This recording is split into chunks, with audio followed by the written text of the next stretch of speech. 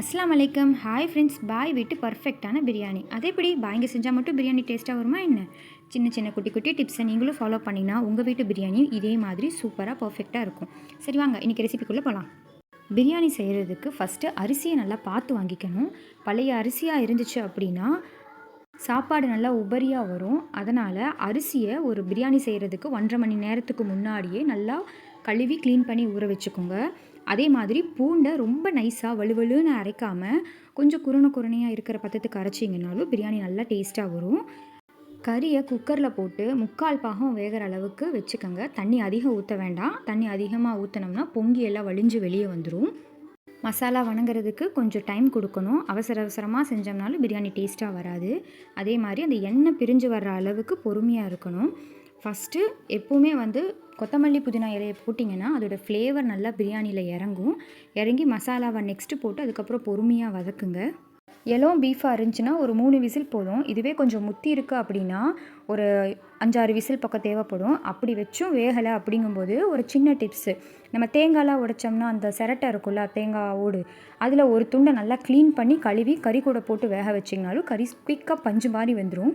வேக வச்ச கறியை போட்ட உடனே கூடவே எலுமிச்சம் ஜூஸ் ஊற்றுனீங்கன்னா கறி அரிசி போட்டதுக்கப்புறம் உடையாமல் களையாமல் கறி அப்படியே முழுசாக பீஸாக நமக்கு கிடைக்கும்.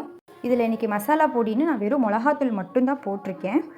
தயிரை ஊற்றி அப்படியே ஊற்றாமல் ஒரு ஸ்பூன் போட்டு நல்லா ஒரு ஸ்மூத் பேஸ்டாட்டை நல்லா மிக்ஸ் பண்ணிவிட்டு அதுக்கப்புறம் தயிர் ஊற்றுனீங்கனாலுமே பிரியாணியில் இருக்கிற எண்ணெய் நல்லா பிரிஞ்சு தயிரில் இருக்கிற பட்டர் நல்லா மெல்ட் ஆகி வரும்போது பிரியாணி உங்களுக்கு நல்ல மணமாகவும் அதிக டேஸ்ட்லேயும் கிடைக்கும்.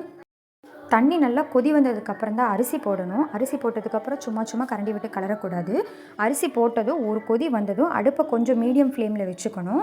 அதே மாதிரி 50% அரிசி வெந்ததுக்கப்புறம் நல்லா ஒரு மிக்ஸ் பண்ணிவிட்டு அது மேலே ஒரு பழைய தோசைக்கல் அடியில் வச்சு அதுக்கு மேலே நீங்கள் இந்த டவராவை வச்சு 15 நிமிஷம் ஹை ஃப்ளேம்லேயும் அடுத்த 15 நிமிஷம் லோ ஃப்ளேம்லேயும் வச்சு தம் போடுங்க.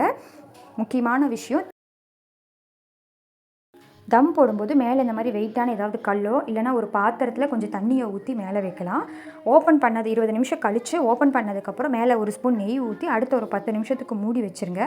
மூடி வச்சதுக்கப்புறம் ஓப்பன் பண்ணி நல்லா மிக்ஸ் பண்ணிங்கன்னா கம்மன்னு பாய் வீட்டு பிரியாணி பர்ஃபெக்டாக ரெடியாக இருக்கும் உங்களுக்கு. பிரியாணி அரிசி பழசாக இருந்துச்சுன்னா 1க்கு 1.5 டம்ளர் தண்ணி வைங்க. அதே புது அரிசியாக இருந்ததுன்னா 1 டம்ளர் அரிசிக்கு 1.25 டம்ளர் தண்ணி வைங்க. இதுதான் கரெக்டான மெஷர்மெண்ட்டு.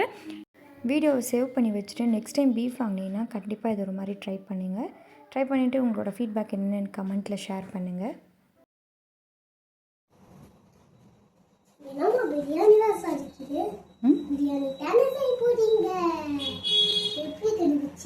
எப்படி கண்டுபிடிச்ச? நல்லா வாசமா இருக்குமா? சரி சாப்பிடலாம். ரெடி ஆகிடுச்சு. மோர் ரெசிபீஸ்க்கு நம்ம சாரா ஃபுட்டை சப்ஸ்கிரைப் பண்ணிவிட்டு வீடியோக்கு மறக்காமல் லைக் போடுங்க. ஃப்ரெண்ட்ஸ் அண்ட் ஃபேமிலிக்கும் ஷேர் பண்ணுங்கள். தேங்க்யூ.